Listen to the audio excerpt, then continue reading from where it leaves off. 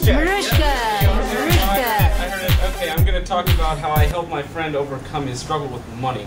Okay, Oh, he can help us. Hey. okay, so one day my friends and I were hanging out outside. I live near this, we call it the complex. There's like an old high school there, and there's like a playground and stuff. So we were hanging out outside there, and it was a big group of us, like 4 or 5 of us. It was getting kind of late. It was in the fall, so it was getting kind of chilly out. So one of the girls we had with us, she said she was going home to get a jacket. She lived right across the street. She went across the street. She brought out her brother's jacket. She couldn't find it. She couldn't find hers. So she brought out her brother's. She was wearing that. We were hanging out for a while. We were screwing around, doing whatever. And then we all went home.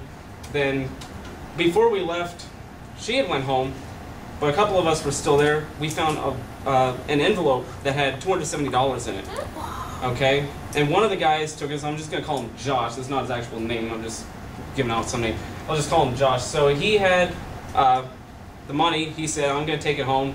He's going to do whatever with it. So I'm like, okay, well, we don't know whose it is, so all right. The next day in school, the girl that had her brother's jacket on said she had her brother's jacket on, she lost $270 that was in it.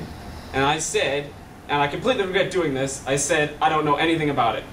Okay? So I didn't see her until the next day when we were hanging out at the complex again.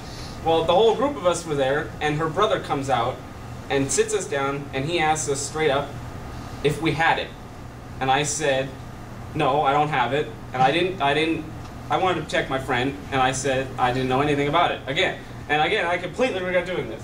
So he of course says he doesn't have it because he wants the money.